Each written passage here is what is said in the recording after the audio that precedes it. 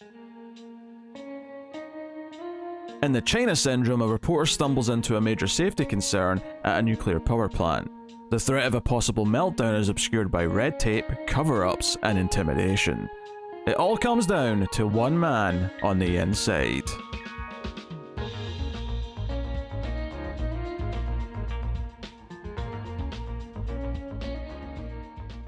Welcome everyone to the Collector's Cut. I am Peter, and joining me as always is David.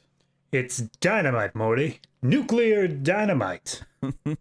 This is a movie podcast, and this current season that we are wrapping up today is 70s disaster season. We haven't done all of them. There's plenty left for a season 2 down the line, but the last one we're looking at on this batch is the China Syndrome from 1979. So we're going to get into it, and we'll talk about it. We'll start spoiler-free, as we always do. We'll give you a warning before we go into spoilers. But this is a film which revolves around a nuclear power plant. It's the end of the 70s. The idea of safety and nuclear energy is a big question. And notably, this takes place less than a decade before Chernobyl, which is... I mean, if you really want to get down to it, I don't know how much you know about this. This took place 12 days. Like, it was released 12 days before 3 Mile Island. Oh, right, okay. There you go. Yeah. That one's not as, prescient in my knowledge as Chernobyl is, for obvious reasons. But yeah, that is quite interesting. So this got Jane Fonda in it. You got Michael Douglas. You got Jack Lemmon as your kind of big trio. Because this is a little different to the other movies that we've talked about this season. It's a little bit notable in that of the 3 films, because out of the 6 that we've done in total, because one was the bonus episode for Patreon and YouTube members, out of the 6 we've done in total, including this one, 3 of them were 1979, and all the other ones, the other 2 that were in 1979, both had this feeling of, oh, this is at the end where they're kind of run out of ideas, they feel a bit schlockier, they feel a little bit like they don't have the same momentum. This is the opposite of that, where it feels like it's evolving into like another genre almost, where it's a disaster movie, but it's got a really different kind of like lens in the way it's tackling disaster. It's a lot more preventive, it's a lot more about conspiracy, it's a lot more about all these other things, as opposed to just, chaos and fire and run for your lives. Yeah, this one was definitely more, I think it's credited on IMDb as disaster and suspense or thriller, and that's definitely the descriptive word, is that it's far more of a standard like thriller plot than it is a disaster film plot. Yeah, with the lingering of the disaster like being there the entire time. And I think what's so interesting about it is that because we actually have real examples that you can kind of like compare this to that came after. And in the case with Chernobyl, we have a fantastic miniseries that HBO did just a couple of years ago, which, I'm not going to lie, there's a moment early in this film where the guy's talking to our lead characters, the reporter, and is explaining the rods and the water to cool it down, and I'm like, yeah, I'm something of a scientist myself. I watched Chernobyl. Exactly. I know this. Yeah, I was sitting there, I was like, actually, your explanation seems a bit wrong in a few places based off of what I know from Chernobyl. And it's like, I can't assume that I'm right and he's wrong, but it definitely felt more accurate when I watched Chernobyl, and absolutely. Jared Harris did a very good job explaining stuff. There was one point in this movie where one character said, like, and through some process, the fuel would continue to heat up, and I'm like, that process actually has 4 different limiting factors, as I saw. Oh god, so like it's going to be impossible not to bring up Chernobyl occasionally when talking about this movie. That's, I mean, if anything, I didn't really know about this movie beforehand, but this was clearly probably the prime like piece of media in this particular topic before Chernobyl existed, I imagine. Probably, yeah. As far as like big, fictional, dramatic, iterations go, this was probably the biggest one before HBO came along with Chernobyl. So. Yeah, so we'll definitely be bringing that up as we go. Can I just say what was something that was really distracting to me throughout this movie? This is not a negative, it's just an observation that was wowing me. Is younger Jane Fonda here looks so much like Linda Cardinelli that that I couldn't, like, and she even sounds like her. It was blowing my mind, like, how much she looks like her. That's fair. I was actually thinking Amy Adams a lot of time. Really? Just because she had the dyed red hair throughout this whole movie. It just really struck me as like, if this movie had to be redone today, I guarantee you Amy Adams would get that role. I mean, Amy Adams probably would because she's the bigger movie star than Linda Cardinelli. Oh, yeah. But I swear, like, you know, anyone who knows Linda Cardinelli's face and voice, I would go back and watch a couple of scenes of this with her and tell me she's not, like, you know, Jane Fonda looks very different, like, in her older age, and I don't think Linda Cardinelli is going to look like her just because, you know, I'm not critiquing Jane Fonda here, but I think Jane Fonda's had some work done, you know, along the way. What? Right? No judgments, but I swear I'd be curious to see how much they would look similar in their older age if she hadn't gotten work done and we saw them both age, you know, relatively naturally. I mean, again, I don't know if Linda Cardinelli is getting work done. Maybe she will, but like, I don't know. It just, like, I was gobsmacked because I was, for a second, I was like, who is this? She looks like Linda Cardinelli. And I'm like, oh, this is Jane Fonda. And you know, I know what Jane Fonda looks like sort of now. I'm like, yeah, no, I think there was probably a good 5 minutes in there where I was like, I know Jane Fonda's in this. Is that her? And then once it was some other shot they got later on. I was like, no, that's definitely Jane Fonda. Meanwhile, our other lead at the beginning of Michael Douglas, he was on screen for all of like a quarter second. I was like, there he is. He looks, I wouldn't say he looks the same because he's obviously aged, and maybe it's just because I've seen a lot of things with him from like the early 80s that this 1979 version of Michael Douglas doesn't look any different really.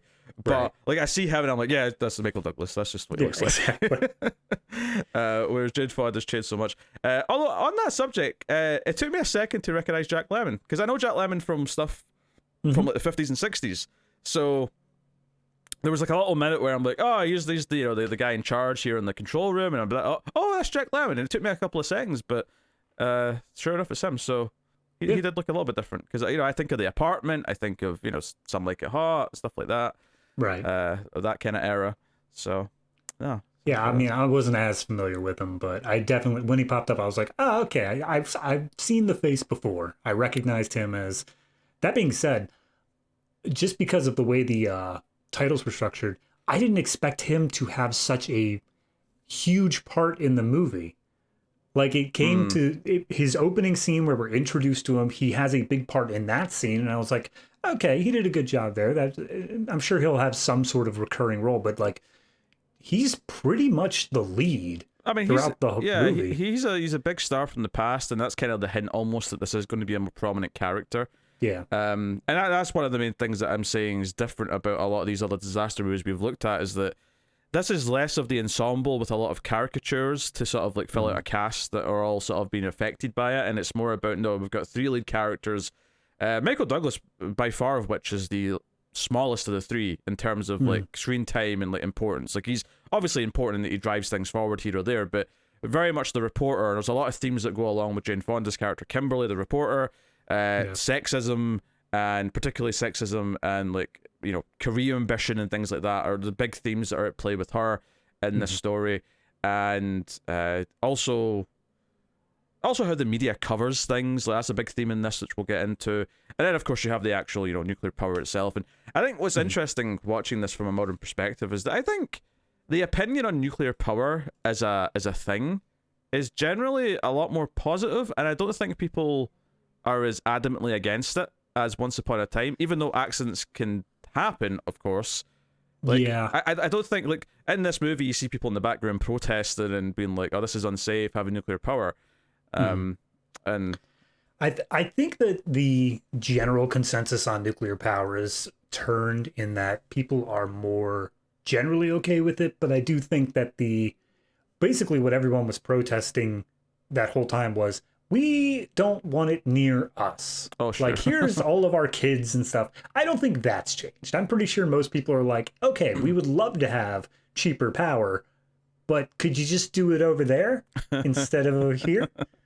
I mean, that's I think that's fair. But I don't know if it's just because of the accidents that have happened that we understand what goes wrong, so that just strengthens like everything for the future, because we understand, you know, we learn from mistakes ultimately as a rule, right? I do think it is just a thing of understanding and knowing, like, hey, here is basic. I mean, honestly, as much as the show freaked me out, Chernobyl did more for my understanding of what actually goes into a nuclear power plant than I think any amount of science class, like, here in the factory, we see these workers doing whatever. People will criticize dramatization because they think it glosses it up, but the truth is that the dramatization can make you understand the impact because it'll make you feel it way more than just like a science teacher explaining to you the catastrophe that could happen. Like, I think watching that Chernobyl miniseries like made me appreciate the scope, the weight, the risk, all the things that go into it, but also made me understand why it happened and why fundamentally it was humans at fault. Right? And that's the thing.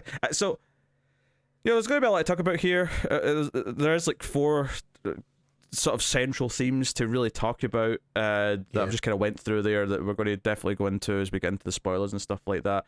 But before we get into any like specifics or talk about plot, I guess I just have to ask the question, David, what did you think of the China Syndrome? And I'm glad at some point, I won't say what it is yet, but they explained eventually in the movie why it's called the China Syndrome, because I don't understand that. But on you go.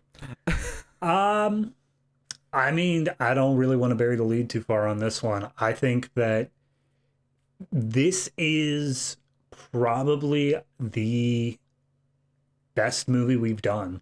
Oh, out of all of them, in my opinion. I think that this one, it just held me, and it was so captivating. That being said, I don't think that, as we discussed, it has a lot of disaster movie tropes to it. I think that it is far more captivating of a movie because it basically cast off a lot of that and focused more on the interpersonal. It focused more on it was basically less spectacle and more of the interpersonal stuff. And I do think that the movie benefited from that. But if you're going into this saying, what's the best 70s disaster movie? This one's probably, it's good, not great. But if you're just going in saying which one's like the best quality movie, I'd have to give it to this one hands down. It's interesting because it, like I say, it's this evolution of the genre where, and this is a hindsight thing, right? But clearly their choice to do a story about this and the dangers of this and what could lead to a disaster at a nuclear power plant, and the fact that there were examples very quickly of things in the real world, and then not too much later, like the largest catastrophe at a nuclear power plant, that almost was much, again, what I learned from Chernobyl is that as bad as that was, it was almost even worse for the world. And so the fact that it clearly was a relevant topic and was almost kind of like a warning sign. And I think one of the strengths of it is because I liked it as well. I thought it was a really compelling movie.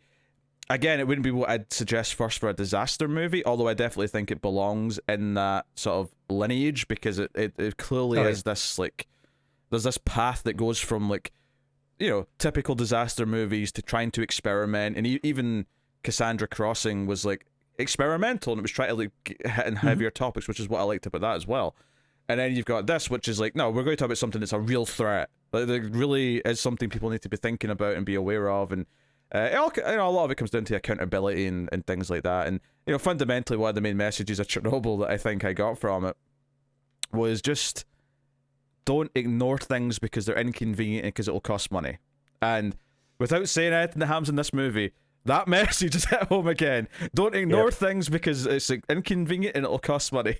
Right? It doesn't matter. It's always the money men in the background who are really at fault for everything. But so I think it is very compelling, and there is this kind of fear of what could happen, and I think that's handled very well right from the first scene where we're introduced to Jack Lemmon's character Jack, which is convenient. So Jack, I think the way it introduces his character is actually a really genius little touch from a filmmaking perspective, which I'll get into. We're talking about specifics, but the way, like, his performance especially, and I think all three of the leads are good. But I think Jack Lemmon's performance, and just a couple little moments early on, when it's his face that tells you that things were almost really, really bad. Like, he goes from being pretty confident to being absolutely freaking terrified just for a moment, and then they solve it, and it's fine, and that's just the start of the movie. Then they get through it. But it's like, for a moment there, he had a look in his face that says, "Oh shit, this might be the end. This might actually be us." And it's all told in his performance. It's all told in his face, and so he adds a lot to the film. Like, he's the old timer in the cast for this era. Oh yeah, for sure. Michael Douglas is the young go-getter. He's the young up-and-coming lion in 1979. But Jack Lemmon's the old-timer, but he is actually, like, he adds so much to this movie. Yeah, I mean, I think if you're making sort of cast equations there, the Cassandra Crossing cast, where Michael Douglas was I'm blanking on his name now. Martin Sheen, that was it. Yeah. I want to say Charlie Sheen. I'm like, no, that's still too young. Charlie Sheen is like, what, 12 or something like that? Yeah. Whereas Jack Lemmon's definitely the Richard Harris character of he's been around the block and he adds just this gravitas to things. Yeah. And then Jane Fonda, because Jane Fonda. Yeah. I mean, this is not a young. I mean, I would call her young Jane Fonda here because like I'm used to her being older, but this is not young Jane Fonda in that she was a star in the '60s and all that stuff.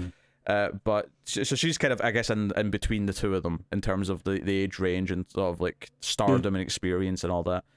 And I think that maybe even plays into like some of the themes that are doing with her character of her being this working woman who's trying to be taken seriously. And she's given these fluff pieces because they don't think she should do serious reporting, and it goes into it more than that as well. But literally, the very first thing we hear in the film, it's like they're doing like a check in the cameras. They're about to go to her live for a broadcast, and it's just a fluff piece about like different people you can hire to do silly things for a birthday or something like that. Singing telegrams. Yeah, and some of the dialogue between the producer and the director of the show or whatever it is are just saying, "Oh, her hair looks good in red, yeah, but maybe we should get her to cut it." Do you think she will? Oh, she'll do whatever we tell her to. Like the conversation is, we're in charge of her, and she has to do what we say. That's like the very first lines of dialogue we really hear in this movie. Is setting up that precedent.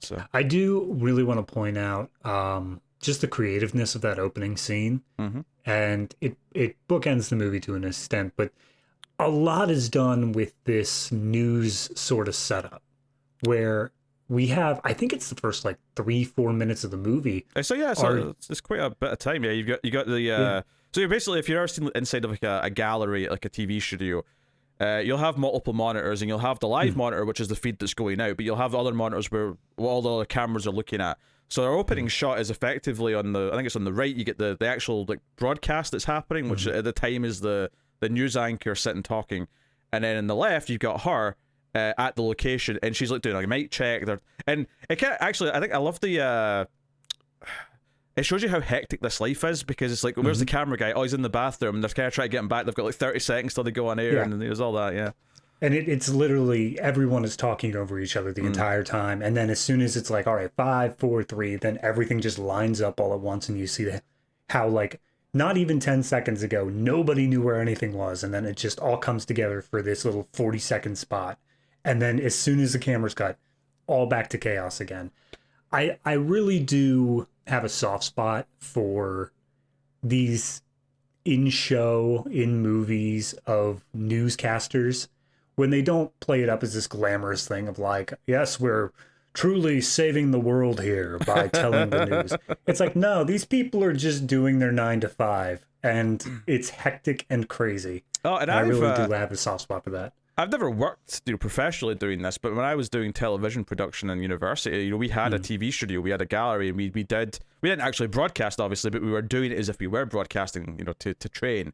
Yeah. And it is even just faking it and just like, having the director call out commands and like switching the cameras, and it's a lot of people having to like follow orders and like, fall into line, and it takes, like the first time you try it as a group of students, it is a mess. It does not go right. The camera's not in place in time for the shot. Like, so, and I think the part of the contrast that this is trying to set up here is like, this is what TV news production is like. A nuclear power plant, by contrast, everything has to be planned, triple checked, prepared. Yep. It can't be on the fly. It can't be like it just comes together at the last second. The whole point is that it has to be the complete opposite of this. And you get that contrast when they go there, and it's this quiet room behind the glass, and it's like, everything's really neat and orderly, as opposed to the chaos of the TV studio where everyone's just yelling at each other and things are flying and, get it ready, blah, blah, blah, So, I mean, without too much spoilers, clearly that flips on its head rather quickly, but of course, that's kind of the point though, right? Is that it's not it's supposed to be the opposite, but once the money becomes an issue and people start like making demands, it's like, well, all of a sudden it starts to feel kind of similar, and it shouldn't, because literally something goes wrong here. You don't just accidentally get your news anchor like with some toothpaste on their mouth on TV. You have a nuclear incident which might kill millions of people.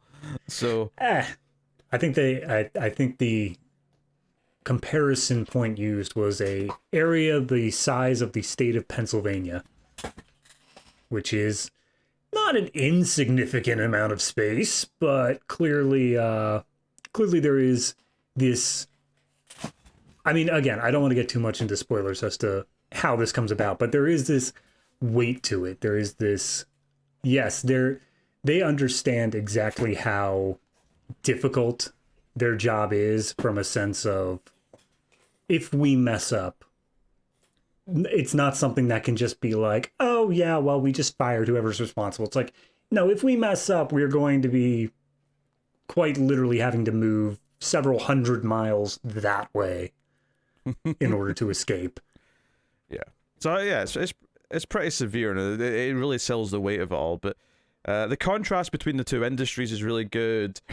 The fighting for your boss to hear you is like another sort of like thing that's there. It's in both sides of it as well. So there's a lot of stuff going on.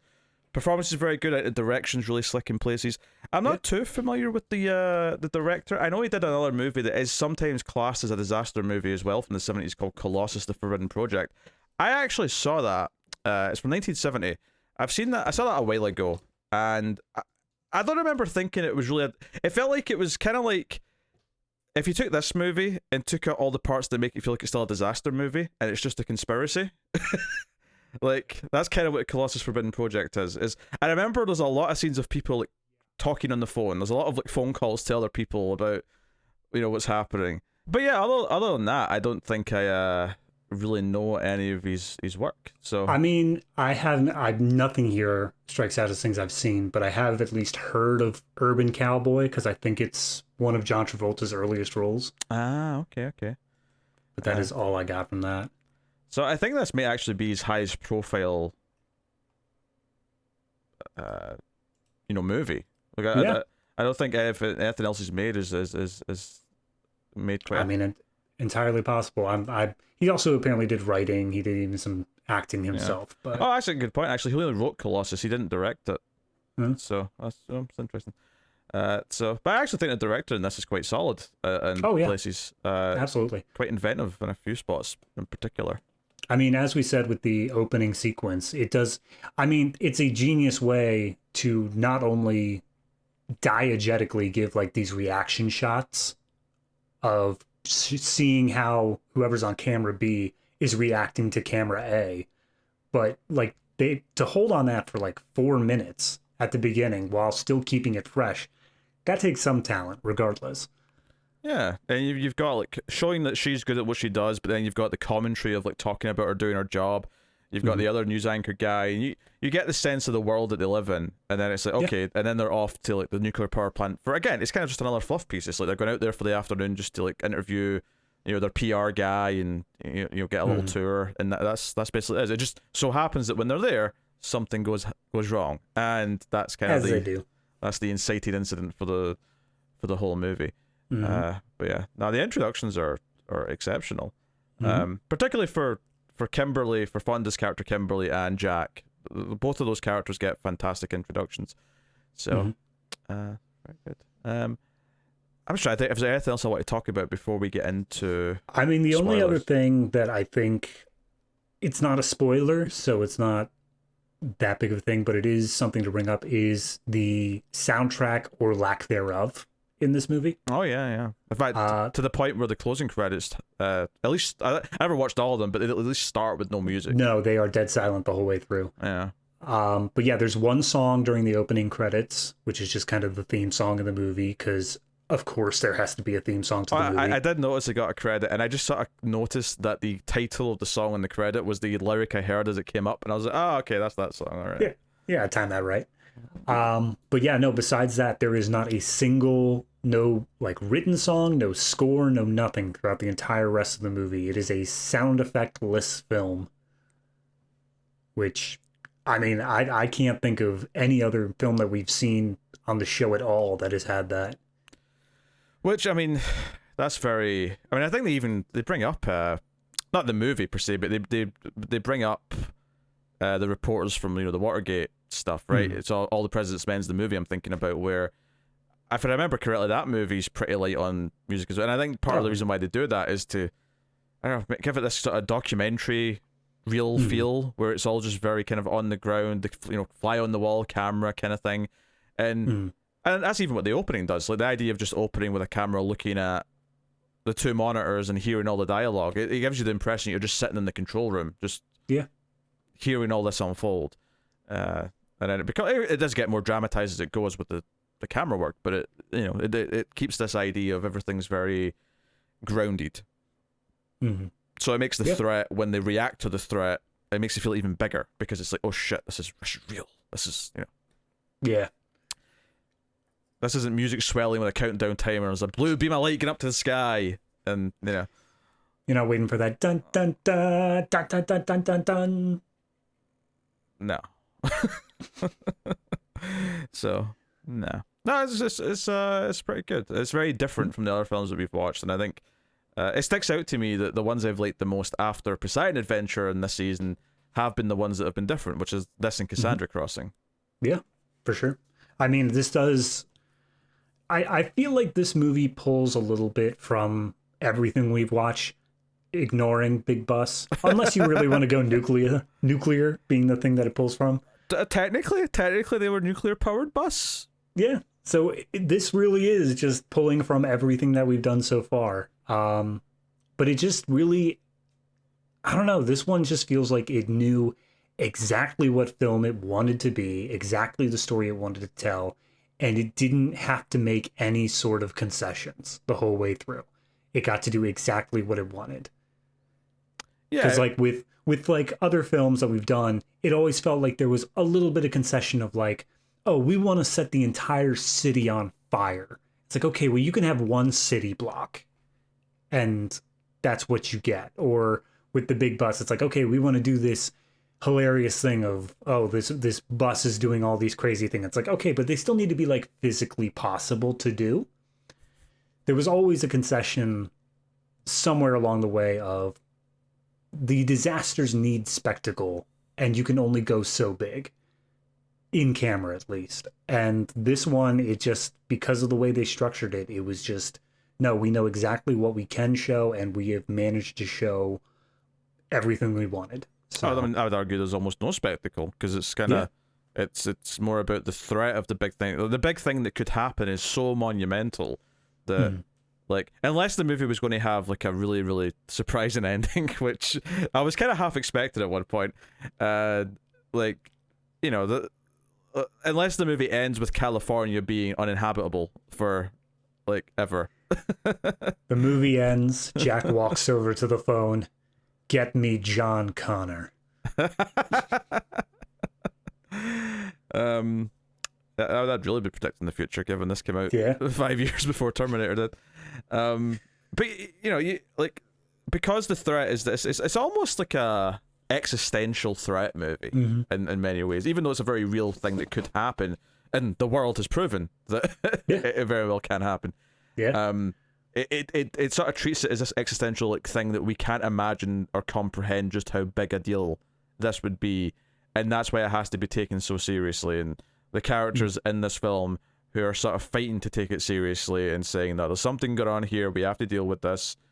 We'll get into it then. We'll get into it. So, spoilers for the China Syndrome. From this point on, you have been warned. So, spoiler alert. There's a nuclear meltdown, kind of, a little. There's almost one. There's almost one. A little bit of radiation.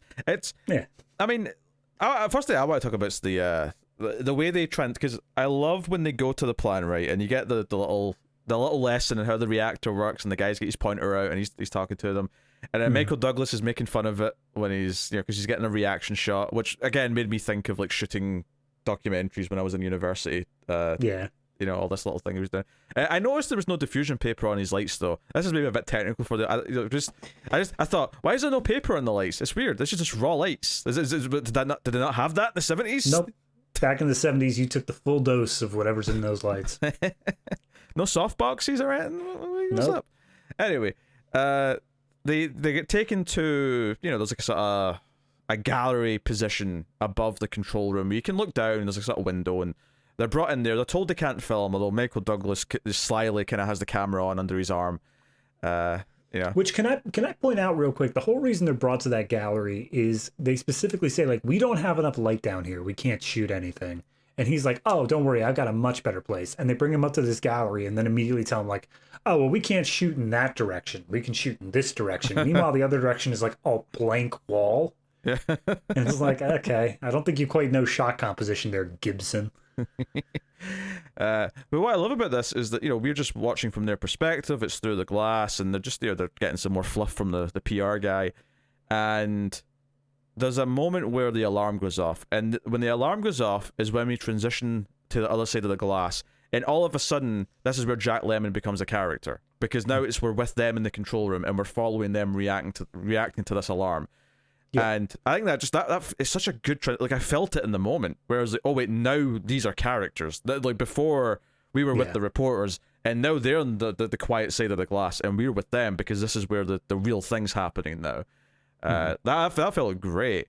And the way that scene plays out, and it's all just them, is there's all these buttons lighting up and the alarm's going off, and they think it's all solved, and then it's like, oh shit, there's actually a real problem here. And there's a little bit of a moment where, like, they've done what they can at this point, but Jack Lemmon's kind of like almost praying, like, please let this be enough to solve this problem. And there's so much to dissect here in terms of, fundamentally what it comes down to is that they release some of the water because they think there's too much water, but it turns out that there wasn't too much water. It's literally the little, the meter, it's stuck. The little thing's stuck up at the top. The tap, tap, tap. Yeah. Yeah. And there is multiple readings in the room if they go look for them, but the one guy's just looking at this reading. And one of the things that I really liked about this is that later on, when they're being interviewed by the investigative board, when they're maybe 20 minutes later, and they're asking Jack Lemmon about this, and they say, well, why didn't your operator check another reading?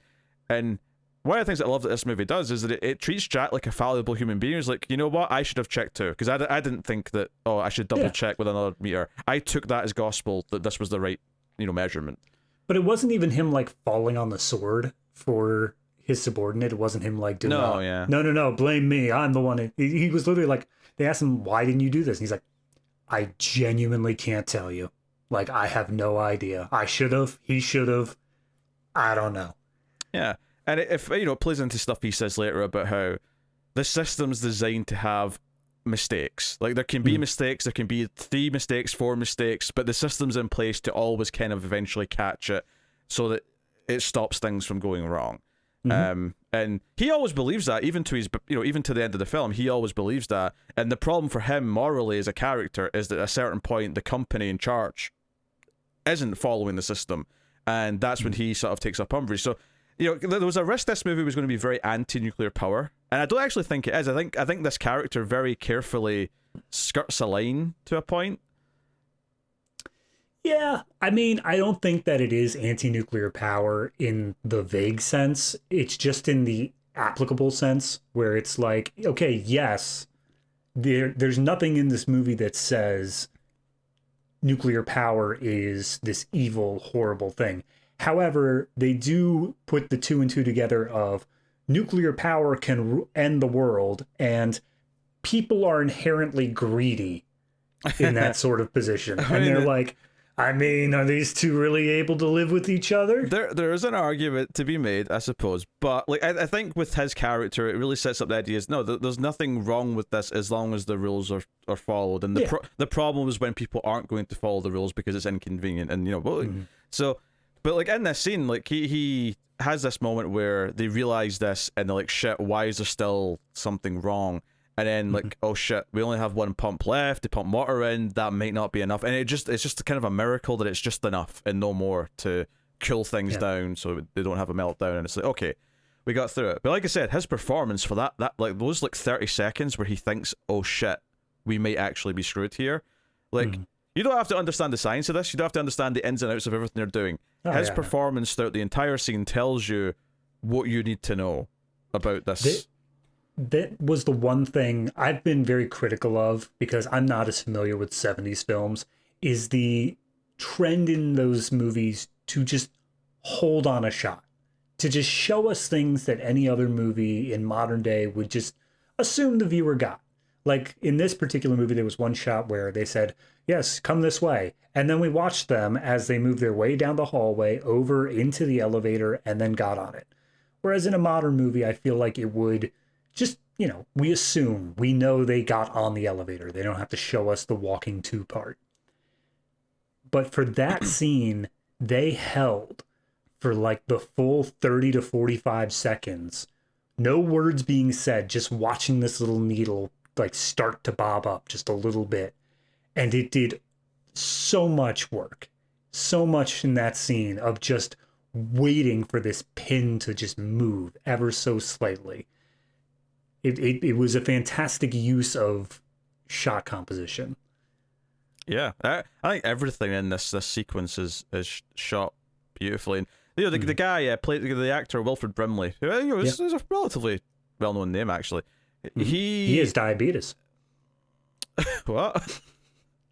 Is that just another thing across the pond? Is his thing that I know him for is he was on a bunch of American Diabetes Association commercials. He always opened it up with like, "Hello, I'm Wilfred Brimley and I have diabetes." Just constantly. No, that's all right. No. He also worked for Oscar Mayer. Is this Wiener person you were trying to tell me about before? Yep, this is him. Okay, all right. But he's the guy who incorrectly reads the water level, and again, not really his fault. The thing's stuck. But he's the sort of second down guy who could be held accountable for some of this stuff, and he's a recurring character throughout the film as well. It has quite an important moment towards the end, I would say. Oh yeah. So. He doesn't necessarily make any sort of, they all feel human. No one in this scene feels like a villain. And this is where I'm going to compare it to Chernobyl, because when you watch Chernobyl and you see the similar scene in the control room on the build up to the disaster happening, which they hold off until the last episode, and it sort of comes out during the hearing where you sort of hear, okay, what happened on the night of, on the build up to the disaster, and obviously that show has a villain, right? There's a villain, the person in charge in that control room, Dyatlov. He's so easy to hate. And again, how much of this is dramatization, how much of this is the accuracy. But I'm not really comparing it to the real event here. I'm just comparing it to the scenes in the show versus the scenes in this movie. Right? Is that gives us a villain. This is a very interesting comparison point, having already seen that show, because this gives us characters who are not villainous. They are not making stupid decisions. They expect things to work a certain way, and there's a genuine mistake that is made. A genuine, understandable human error is made that anyone could have made. It wasn't because someone was being lazy or sloppy or was in a rush or anything like that. It was just a genuine mistake that anyone would have made, possibly in the circumstance. Which is why they're also not I think Brimley's character's worried for a little bit that he might become the scapegoat, but it never actually turns into that. It never becomes, we need a scapegoat for this, because ultimately there's no need for one. Yeah, ultimately, I mean, if we're getting into the larger plot, they repeatedly show how the company who runs this particular plant is building another one somewhat nearby, and the regulatory board, it has to issue them some sort of license, some sort of permit to do so. And if this place is under investigation for pretty much anything, it's going to trip up the whole process, and they're going to lose, I think they said $500,000 a day. Yeah, something like that. Which is, of course, where the money starts coming in. This plant cannot stop operating for any period of time, lest they just are unable to make their new plant and they start losing money every day. So that's where it starts to come in of who the actual villain is. Absolutely.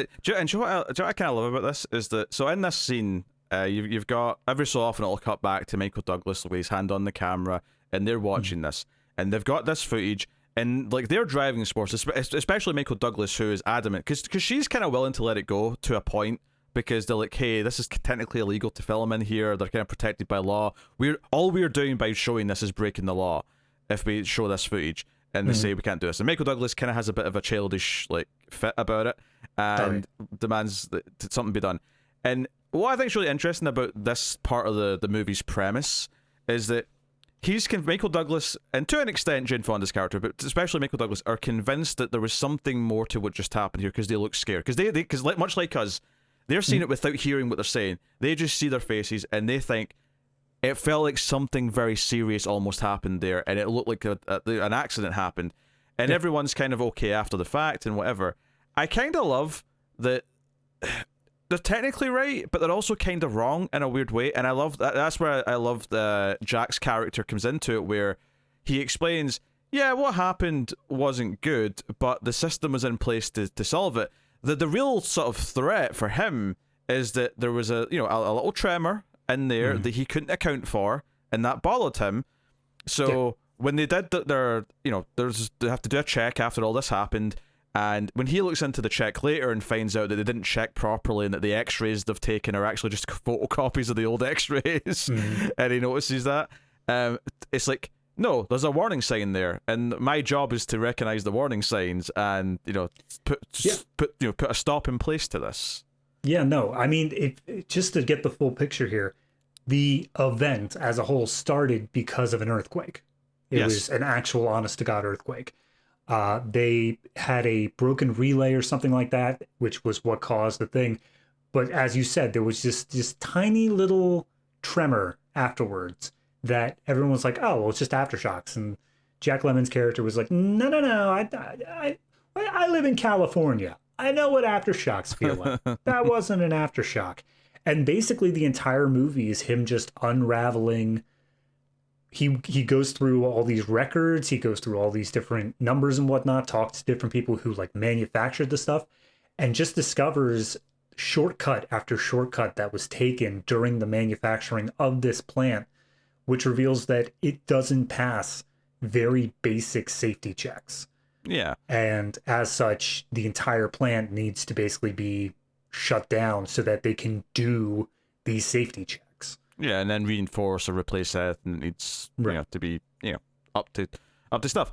And it's not even like it kind of sounds like there's one notable point where it looks like there's something slightly wrong, because he goes in with like a hazmat suit at one point and like takes like a Geiger counter, and you hear it kind of and there's nothing scarier than the sound of a Geiger counter. Like, in silence, you just hear the counter ticking. It's like, absolutely. It's quite terrifying, and it just. But what I love about it is I love that they're the reporters are kind of wrong. Like, they think they're onto a story because they think they've seen something bad happen, but that was never the real threat. So I like the idea that, obviously, yes, safety at a nuclear power plant is like so important, and it's so paramount that every layer of it be taken seriously, that no shortcuts be taken, and that's all very true, and the film is definitely championing that side of it.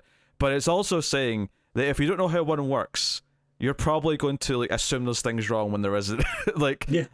Trust the experts, trust the fact that they know what they're doing to a certain extent. But the idea of the corruption within the system, where like the people in charge are saying, let this go, like this will cost too much money to shut everything down. And it really was making me think of Chernobyl, because he says to them, was like, okay, it'll probably be safe if it's like only half running, but like if you put this thing up full, if you like sort of like push the boundaries of what these like pipes and other things are doing, like something very seriously bad could happen, and he can't live with that. And probably one of my favorite scenes in the whole movie is when his boss says, I don't care what you've just told me, the bosses, the company men are saying we have to turn back on by 3:00, and there's a scene where they're in the control room, and it's like, okay, it's Jack's call to give the order to turn everything back on, and it sits in silence for like 60, what's his name? Brimley's character's like, Jack, and he just it's like, this is the test of like his conscience, where he does not feel comfortable giving the order to turn this place on, because he knows that on some level it's not safe. Yeah, absolutely. I mean, if you go back once again to Chernobyl, that's literally what the whole premise is that they have to run this safety check by this particular time in order to get this amount of money. That's right. Yeah. And then the one character is just like, no, I don't feel comfortable doing this. The difference therein being is that the villain, again, in Chernobyl, is a bit more present, rather than just being this hierarchy of greed that stretches up into the nameless investors. Yeah, and fundamentally, like, Jack has to die in the end for this place to be shut down and checked. Because, as much as it's not necessarily an admission of guilt by the end of the movie, the fact that they have caused a sort of mild disaster at the end in the plant means that they have to shut this down, and like, because half of it's falling apart now, so they now they can't wiggle out of this. They have to like do all these checks. Well, and stuff. that's the thing, is that the disaster at the end was literally just the thing they said was going to happen. It was that pump that they found the radioactive material from. They basically forced a scram thing. That's what which they called is essentially it. Yeah. It was basically just forcing him to think that the reactor was about to go critical or whatever. So he started flipping switches or whatever. And that gave SWAT enough time to get in and shoot him down. But when they turned off the scram, when they turned off this fake alarm, it ended up causing this pump, which they thought was going to fail if they pushed it too hard, to actually fail. And that honestly is the only spectacle in the whole movie, is this pump starts disconnecting and falling apart from the wall and basically starts collapsing in on itself. And yet they just brush it under the rug. They're like, yeah, something was damaged, it's fine, we'll get it fixed, it's no big deal. Yeah, again, they're very lucky in that it didn't actually amount to anything more, but it just proves them right, because this is the thing. Brimley's character, who's the one who's told to do these things, once Jack takes a sort of like a harsh point where he takes the control room hostage with a gun, which we'll get into all that stuff in a bit, but he ultimately is like, wait, this thing that happened after we did this to like sort of get into the control room, after we initiated the scram, this thing that's happened afterwards is exactly what he said was going to happen. He was right. Like, he knows deep down he was right. Yeah. Which is why the big climax of the film is like him being interviewed in the chaos outside the plant when Kimberly's character asks him live on air and says, "No, let him talk. Like, do you think?" Because they're trying to spill this story that Jack was a drunk and he was disgruntled. He was this weird he's a nutcase employee who went off the deep end, and Brimley at this point can't let that story like just stick. He's like, no, he was a friend. He's the most sensible man that I ever knew, and he took his job seriously. He was not a drunk, and he might have been right. This place probably should be shut down. I think he avoids saying that exact line, but like everything he says, all but says it, and like how he's answering her questions. And it's like, even though they're trying to spin it now, there's enough emotion and truth in what he just said, and then Kimberly kind of cries a little bit on air. She's saying goodbye, and like that's us from Channel 3, blah blah blah. And it gives it this really stark kind of ending, but there's a really satirical side to it for the final moment, which because it ends in the same way it started, with like her on the one screen and then the other screen is the broadcast. But this time at the end, it cuts back to the news anchor guy, and they're like, "Hey, just go to commercial, say you'll be back," and and they're saying, "Oh, she did great, that was a great report." And then the last few seconds we get of the movie, on the left, it's her still there, kind of like wiping her tears away and hugging Michael Douglas, because it's like an emotional thing they've just been through. She's just saw this man die that was trying to help, and he was killed for no good reason, really. And we'll get into how that all happened.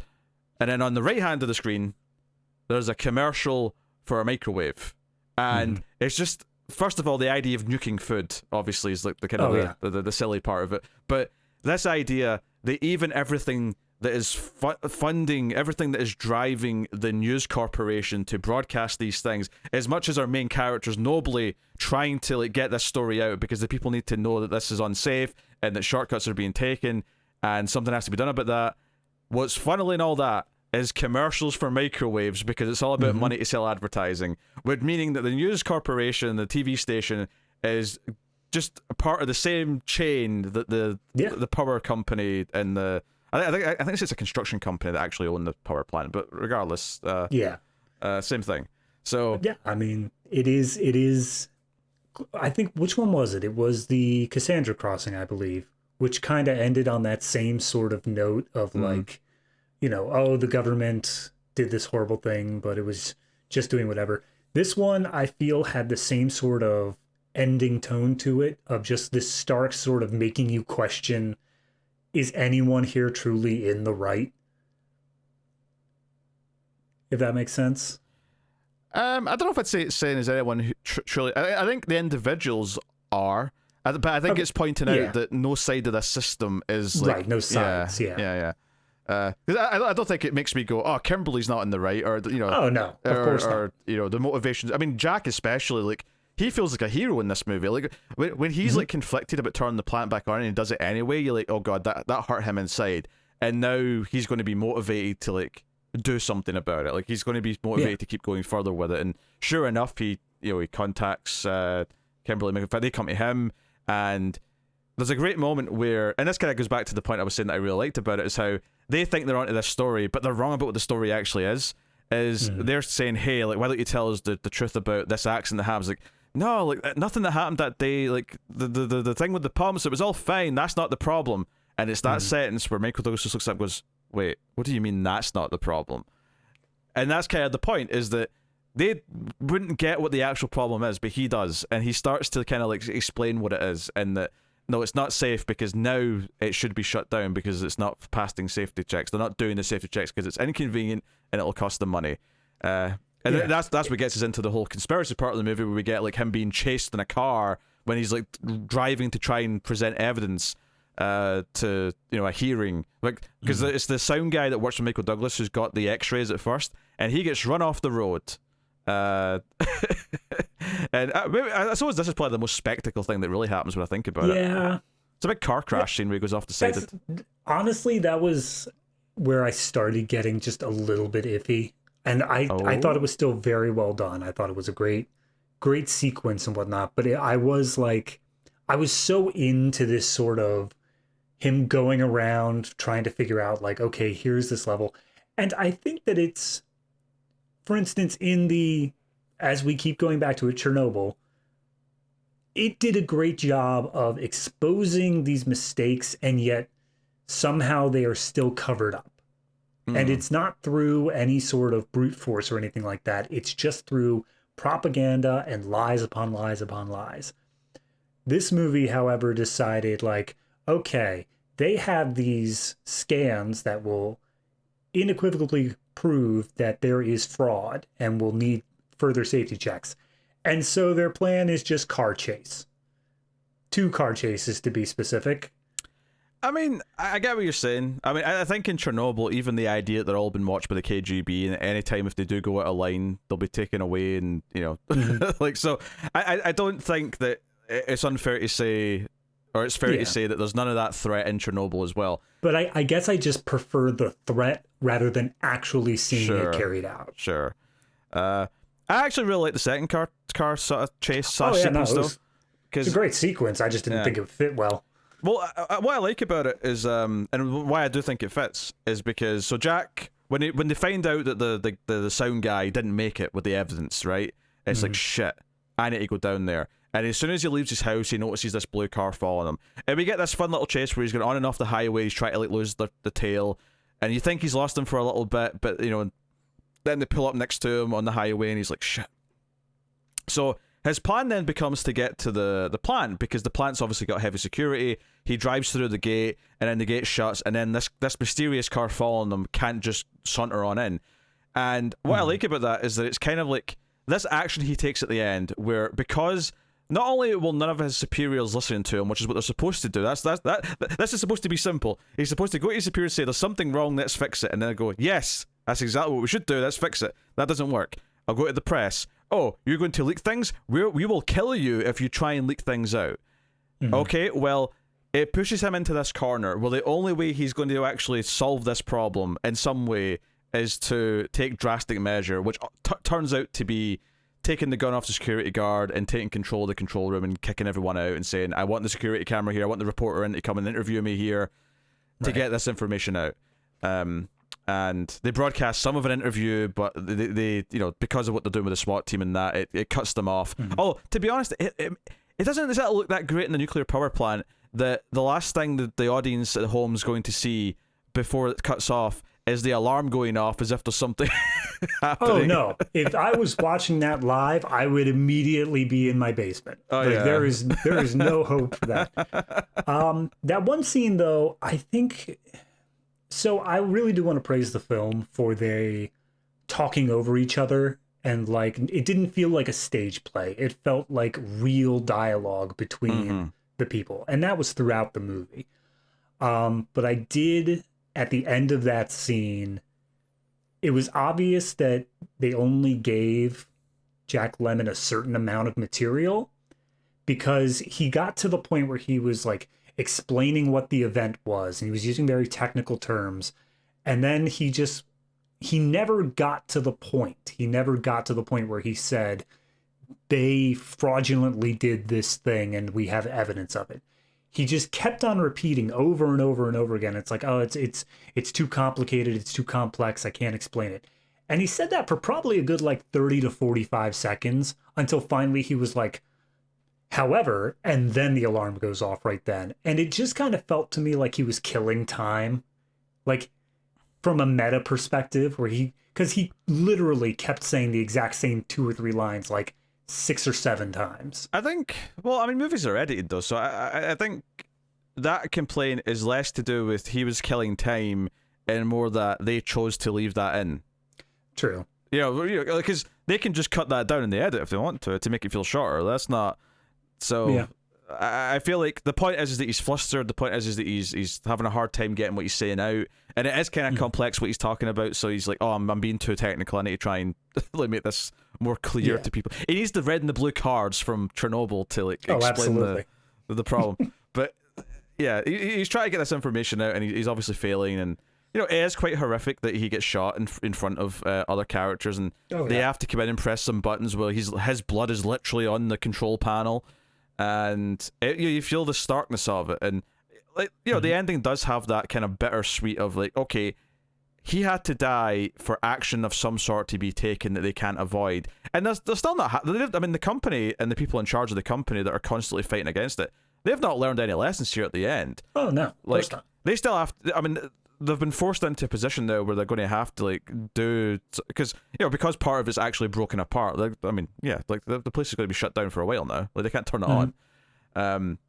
But and you would hope that this is going to raise enough questions that people will campaign and do things about it and whatever. But you don't know if that'll happen though. It leaves it off in this bitter ending that what I would be fascinated of is like how much safety protocols were reinforced after Chernobyl in the 80s, or even 3 Mile Island. Like, just like after a big scary thing happens, like all of a sudden is like how much more severe do they take those precautions and double, triple check and all the rest. I mean, I can tell you with how America treats its gun laws, whenever something bad happens, we always double down. We don't just ignore the problem and hope it goes away. I mean, that's a really sad but true statement. And now we'll play the credits, but without any music. I feel I have to imagine that around the world reactions did happen to those events. Oh, absolutely. I mean, definitely sentiment went up. Sentiment of anti-nuclear, anti-whatever went up. In terms of actual legal stuff, if sentiment's high enough, well, congressmen are going to put on a parade of, oh, I'm voting against this, therefore you should vote for me. Yeah. I wonder, did you think this got a bump in theaters when the real incident happened? No, actually. No? I looked this up. So yes, it got a bump in theaters just so much as people were interested in it, but the company, Columbia, they specifically did not put out any extra marketing. They didn't try to like cash in, and they even pulled it from some theaters that were close to the event in Pennsylvania. So they actually were very tasteful and respectful of what happened. That's interesting. Why maybe I'm being cynical, but I feel like if that happened just now, it would, like, in the same way that Contagion was doing big numbers on Netflix at the start of the pandemic, I feel like it'd be like back in theaters. Like, oh yeah, extended Absolutely. Run, see it in 3D. I mean, okay, so I don't want to harp too much on the actual thing of like shootings and whatnot, but there have been multiple movies that have had shootings that came out at inopportune times, and they very tastefully were like, okay, but that's like true. We're backing up. That's true, yeah. Some scenes have been cut or like reshot to like recontextualize what they are. That's very true. That's very true. Yeah, I think, I mean, if nothing else, the movie sells the fear of like, oh, absolutely, what the problem is with this, and it also does so with great performances, particularly from the lead two actors. I mean, Douglas is fine, like he's Michael Douglas, but he doesn't have the same amount of material to work with that the other two do. Yeah, I mean, I don't want to put the label of like comedic relief, because he's not. He's a very serious character. He has very serious beliefs, but he's so anti-nuclear, and he's so like almost conspiracy theory minded that in any sort of modern disaster movie, like the ones during the 90s and whatnot, you could see him as that character that we're supposed, like he would be like the nerdy character. He'd be the one that audience are supposed to point and be like, oh, I bet that guy's never been with a woman, ha har har, sort of thing. Yeah, I think, looking more at Kimberly's character, I mentioned one of the themes in this were her not being taken seriously. There's kind of an inherent sexism to the industry she's in and not being listened to. And maybe there's a comparison there to the idea of the actual, like, the character with morals in the other industry is being ignored. Morals have got no place in this industry. Ethics have no place here. Maybe that's kind of the comparison it's making, but it's definitely a recurring theme throughout. I mean, aside from the dialogue at the start, there's multiple scenes where she asks her boss to do more serious reporting. She's ignored, even though she's been loyal to them throughout. Like some of the early scenes where like the subject of doing this story on the power plant is brought up. There's a scene where she's with like the head of the station, I think it is, at a party, and she asks like, "Can I like do some more serious reporting?" It's like, no, you do what you're really good at. Like, I don't think you should do the harsher stuff. You do the fun, nice things that people want to see you do. Right. And even when she's in like a bar and she ends up running to Jack's character and starts talking to him about everything, there's kind of this sentiment from the people who come up and get her autograph and stuff. Oh, she's the pretty lady from the news. Which, can I just, maybe things were different in the 70s, but could you tell me right now who your local news anchor is? No. Nor can I. But let's be honest though, there was no internet in the 70s, so everyone probably had to watch the news. Fair enough. I guess. But like, I think it was one person chimed in and be like, "Oh yeah, my little girl loves watching you," and I'm like, why? Because they only had one TV in the house, and they all had to, so she was watching the news with her parents. Yeah, and she really liked the stories about the singing telegram people and the tiger's birthday and the belly dancer. Yeah, absolutely. But it's just this thing that keeps coming up. But she's like driving for the story, and she's driving to be taken more seriously. And then they have to go after the harder stories. And I guess there's comparisons to be made as well of like the news station not wanting to rock the boat with a serious story that could cause waves. Instead, they want to do fluff pieces, right? That's kind of like the power plant not wanting to look into things more seriously. Oh no, like the chances of that being a problem are there's nothing wrong.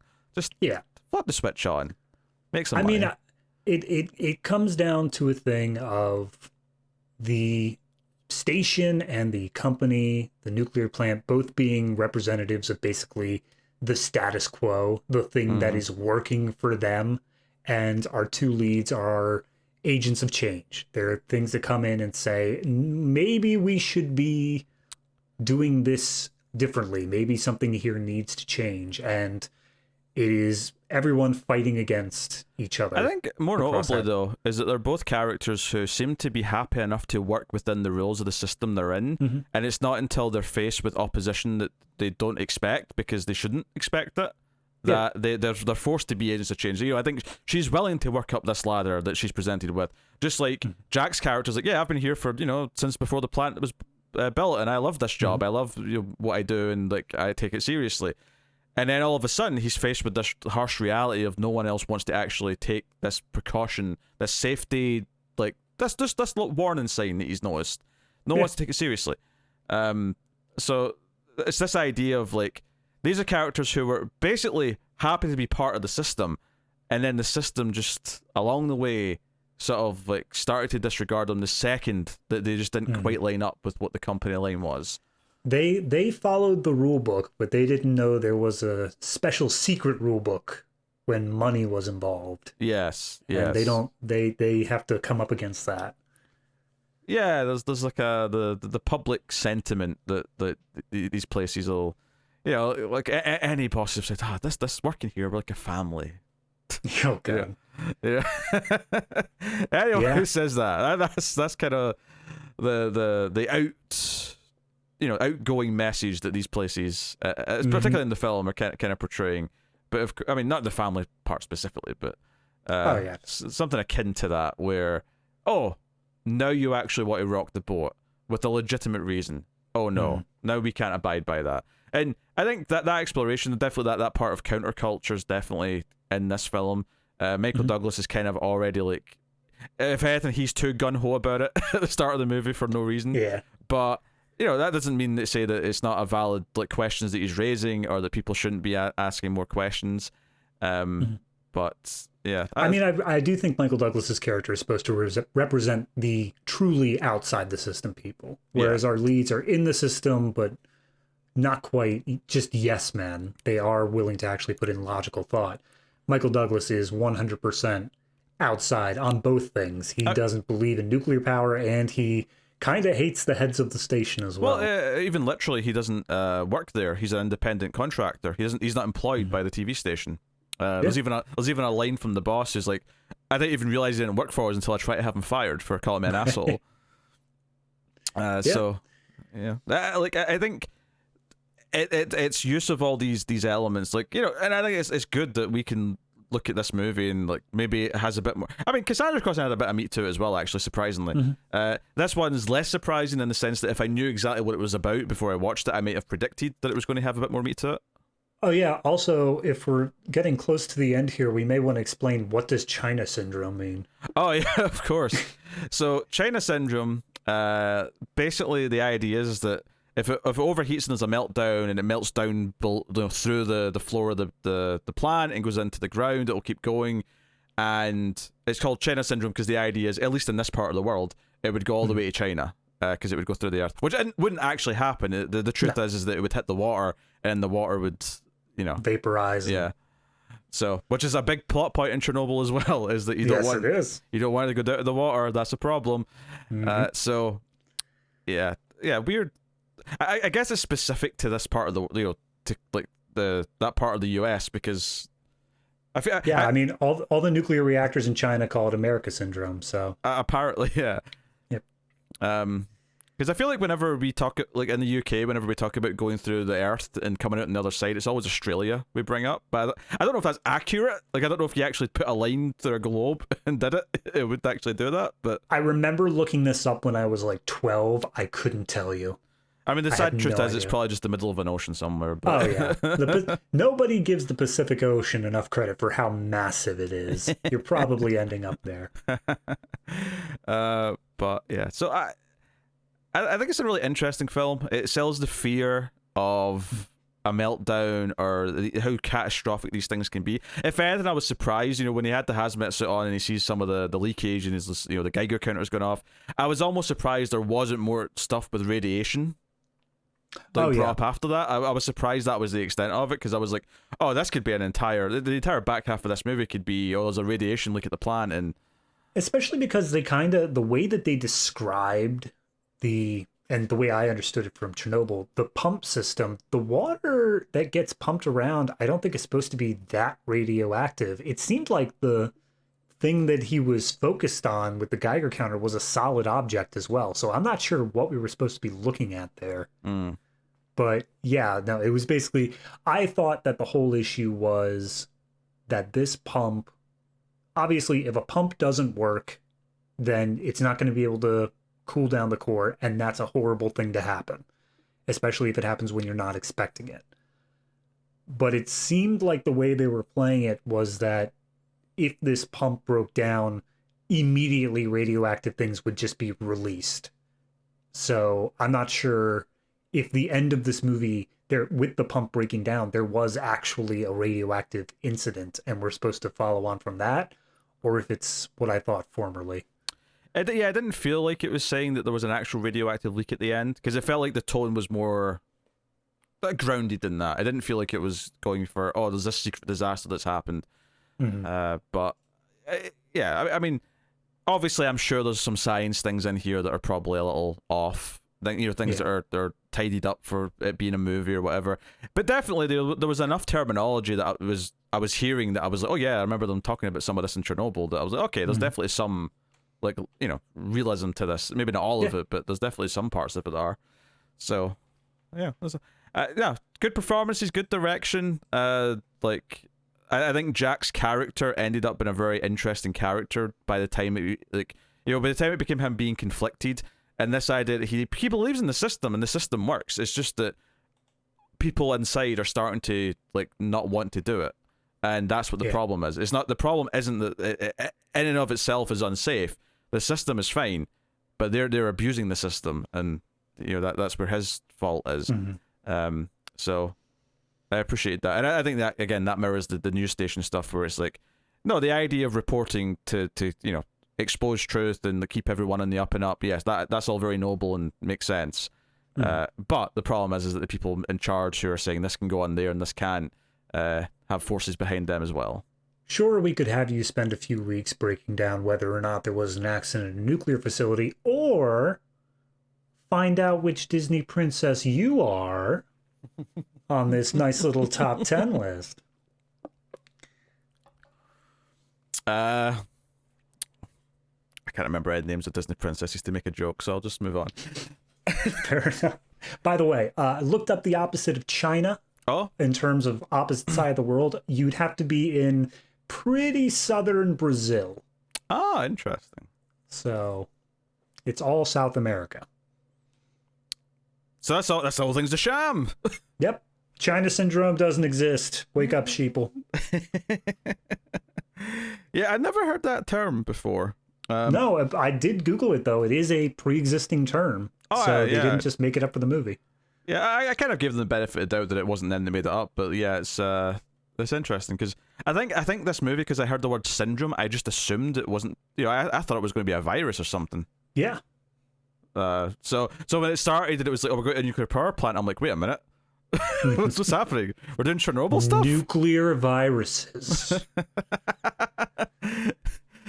I mean, radiation's already pretty deadly. It doesn't really need to have a virus attached to it. I'm just saying, this is pretty much how a Resident Evil movie could start, and I'd be okay with it. You'd be okay with that. I would be okay with it. I have integrity. I want for my Resident Evil. As long as we wake up in a mansion with a girl named Alice, because I need authenticity in mine. No Alice. No Alice is allowed. I do not approve of that one bit. So yeah, but no, it's a good movie. Yeah, I was into it. I think the lead character, well, arguably lead character of Jack. I think Kimberly's maybe the lead as well to a point, but he I think has the real kind of like the growth in the movie that you really start to root for. And I generally did get worried for him when he started being followed, where I'm like, oh, like I could see him meeting his end.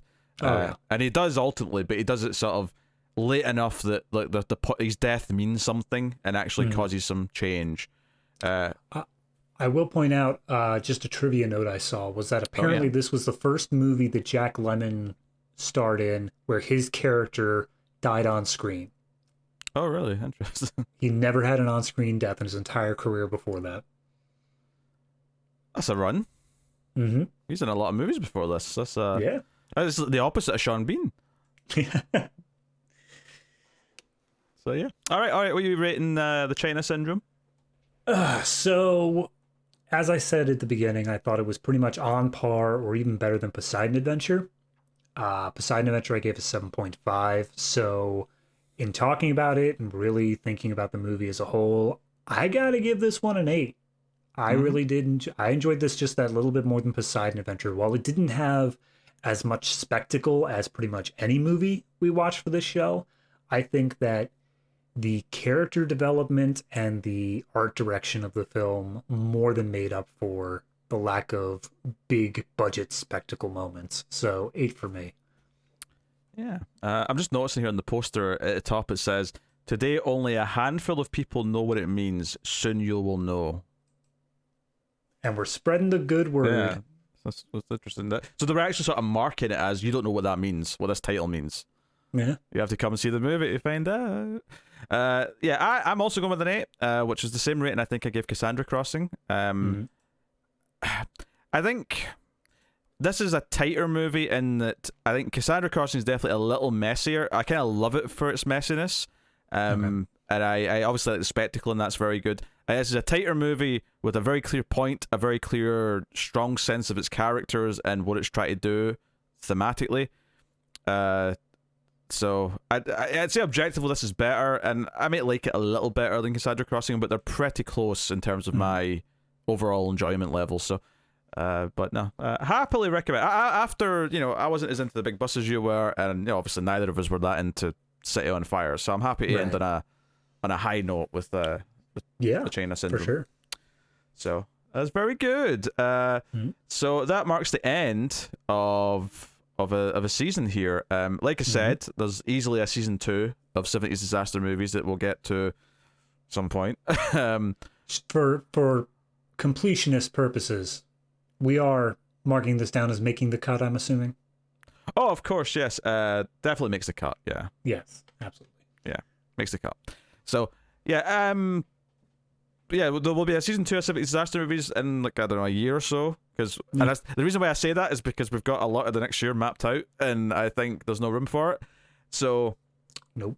I guess before we say what's coming next, I mean, how do you feel about 70s disaster movies now that we've done like a batch of them?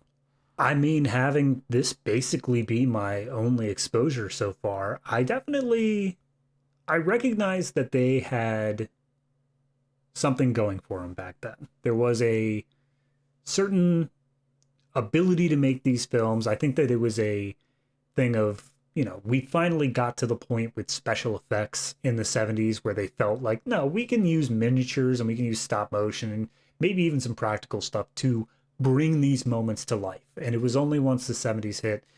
And, I know there were some big spectacle moments in the 50s, but those came with a lot of people dying sometimes. So once the 70s hit, we were able to do it safely. We're able to literally set a city block on fire and not worry about whether or not 7 people will die because of it. Oh, and it's very notable as well that the next wave of disaster movies comes in the 90s when CG starts to be more of a thing, yeah. When it's like, wait a minute, we don't even have to pay for the city block anymore? Fantastic.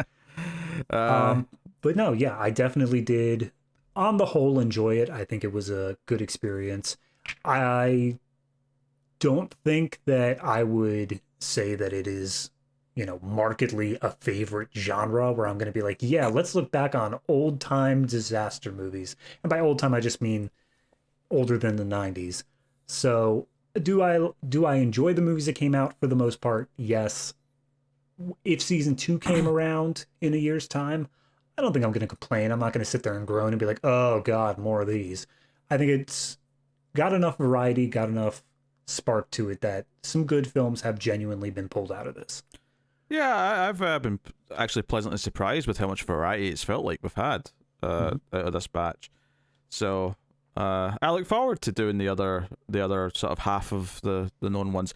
The other half, not including the airport movies, because that's its own franchise. But we can actually do just an airport season combined with the airplane movies. So, but yeah, we got Tower of Inferno to do. We got roller coaster to do. All sorts of fun shenanigans. So on Earthquake, of course. Yeah.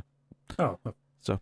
So that'll come at some time at a later date. But next up, we are going on to the Teenage Mutant Ninja Turtles live action movies. Now, why are we doing this, you might be asking? Well, later next year, there's going to be a new animated Turtles movie, and we will do the 2007 animated CG film with that when it's coming out.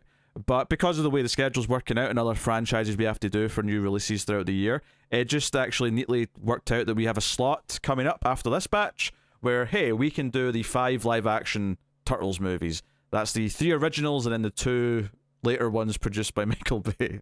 Oh, boy. Which I have only seen like the first half hour of the first of those 2 because I did not want to watch the rest of it, so can't wait for that. I have seen most of the first one from the 90s, and I have seen nothing else besides that. So I'm coming in pretty fresh. Exciting.